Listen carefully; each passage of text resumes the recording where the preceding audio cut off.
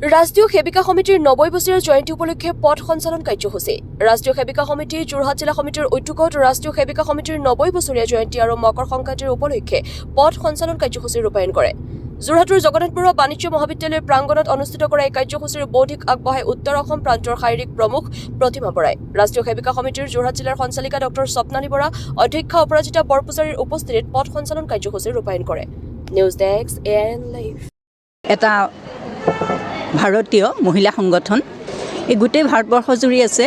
এই সমিতিৰ 90 বছৰ ইতিমধ্যে সম্পূৰ্ণ হৈছে। সেই 90 বছৰ সম্পূৰ্ণ হোৱাৰ উপলক্ষে আৰু মকৰ সংক্ৰান্তি উপলক্ষে আমাৰ ৰাষ্ট্ৰ সেবিকা সমিতিয়ে বিভিন্ন জিলাত এনেকৈ পথ সঞ্চালন কাৰ্যসূচী ৰাখিছে। আৰু এই পথ সঞ্চালন কাৰ্যসূচীৰ লগতে আমি আজি যোৰহাট জিলাৰ আজি অনুষ্ঠিত হৈছে। যোৰহাট বিভাগত 5খন জিলা আছে: মাজুলী, যোৰহাট, চৰাইদেউ, গোলাঘাট আৰু শিৱসাগৰ। ইতিমধ্যে মাজুলীক বাদ দি আমাৰ 4খন জিলাতে পথ সঞ্চালন কাৰ্যসূচী সমাপ্ত হৈছে। এই পথ সঞ্চালন কাৰ্যসূচীৰ লগতে আমি এটা বৌদ্ধিক কাৰ্যসূচী ৰাখিছোঁ। এই বৌদ্ধিক প্ৰদান কৰিছে অসম প্ৰান্তৰ শাৰীৰিক প্ৰমুখ মাননীয়া প্ৰতিমা বাইদেৱে।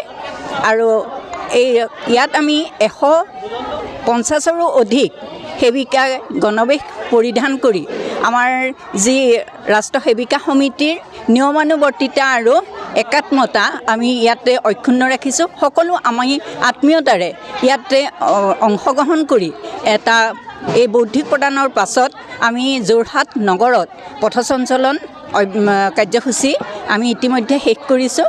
আৰু এই অনুষ্ঠানৰ জৰিয়তে আমাৰ ৰাষ্ট্ৰ সেবিকা সমিতিৰ এই সময়ানুৱৰ্তিতা আৰু লগতে তেওঁলোকৰ সাংগঠনিক দক্ষতা, যিটো আমি সাংগঠনিক শক্তি আমি অক্ষুণ্ণ ৰাখিছোঁ।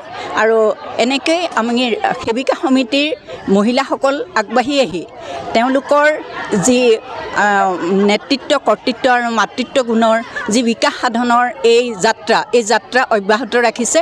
আৰু সকলো সেবিকা ভগিনীলৈ মই বিভাগৰ তৰফৰ পৰা আন্তৰিক কৃতজ্ঞতা জ্ঞাপন কৰিছোঁ। যিকোনো খবৰ আৰু বিজ্ঞাপনৰ বাবে যোগাযোগ কৰক 7896121996।